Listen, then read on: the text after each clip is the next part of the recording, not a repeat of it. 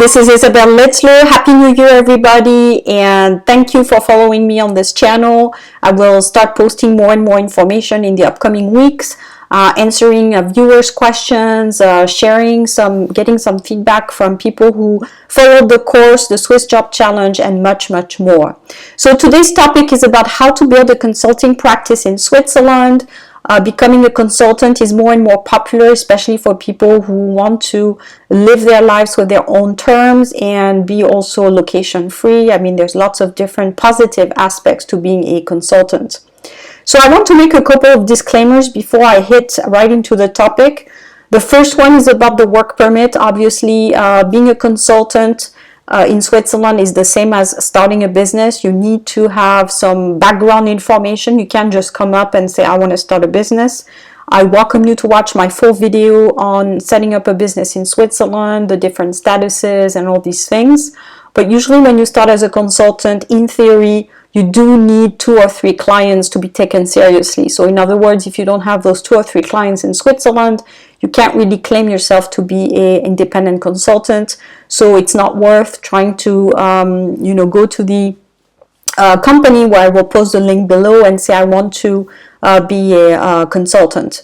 So this is the first disclaimer. The second disclaimer is that before you start thinking about Switzerland as the place where you want to set up your practice, think about other locations as well. Think about the theory of the low-hanging fruit. Where do you have your network? Where do you have clients that would be ready to buy from you? And in Europe, for example, you can easily work everywhere. It doesn't really matter where you're set up. Again, Switzerland is not part of the EU, but you can easily work with Switzerland if you're a consultant in the EU anywhere. So now there's very much a lot of flexibility for the solopreneur consulting under 100,000 euros or Swiss francs. I think it's quite easy to be set up in most locations. Switzerland is also easy, but again, there's the whole permit issue. So for non-EU, and even if you're EU, it becomes a little bit more tricky, especially if you're not living there.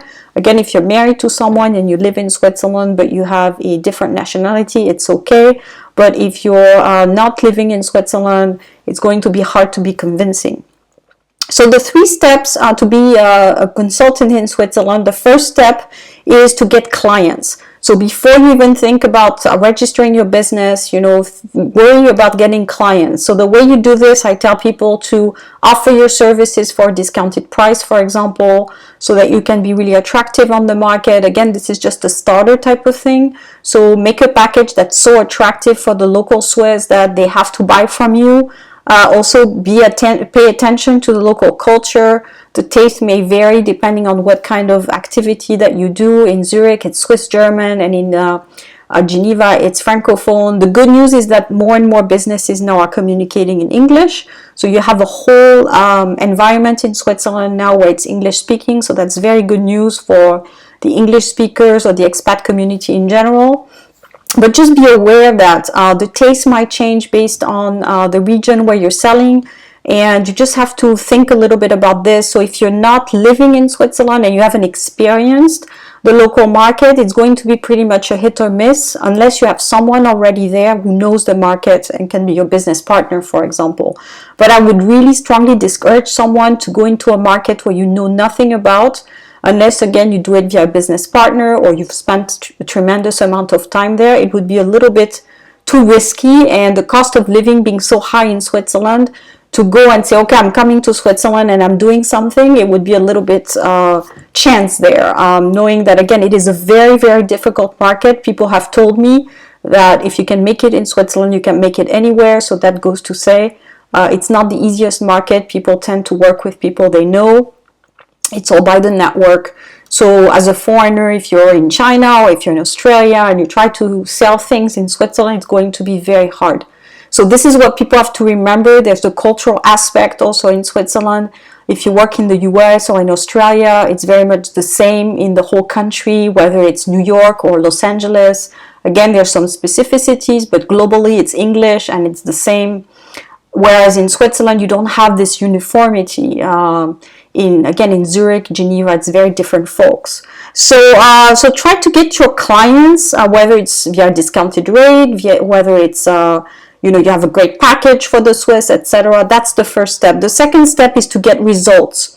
So you want to be someone who delivers. So if you're selling a product or a package, you need the reviews, you need good reviews. And now good reviews would be, I would say, 4.55 on Google or on Facebook.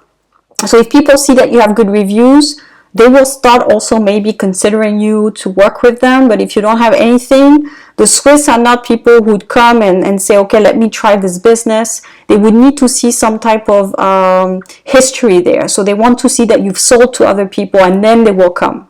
So that's a little bit of an issue where if you don't have, again, background tracking, it's going to be hard to sell immediately. So get results, get your 2-3 clients and get results, and then you're in better shape. And only then, when you have achieved those 2 steps, you can go to the office where I will post the link. This is for Geneva, but it's everywhere in Switzerland. It's called the AVS. It's basically the insurance for pension and old age and your social security and all those things. And they're the ones who would be working with you to get the quarterly payments for your insurance, and that shows that you're a working consultant in Switzerland. You have the right to work in Switzerland, and you can actually work with companies, for example, etc. So that's where you would register. Again, watch the video where I explain the different statuses and where you need to register, etc. So I hope this video was helpful. Feel free to share it. Feel free also to comment and book a session with me if you have the goal to work in Switzerland or live in Switzerland or start a business in Switzerland, and I will gear you towards the right offer for you. I have a new course for solopreneurs where I give you everything about not just the setup part, but also some business information about, you know, how to get clients and all these things, and a lot of information as well, very practical things to get set up personally. So your accounting and, you know, forms that you need to have, how to set up an online business. Again, I put that in a very condensed format, but it's very much what you need to start. So it was very nice to share this moment with you. If you're watching it, again, feel free to comment below and let me know what you think. If you like those kinds of videos, more about entrepreneurship, I share both entrepreneurship and looking for a job because I know both are watching my videos. So thanks again. I will talk to you soon.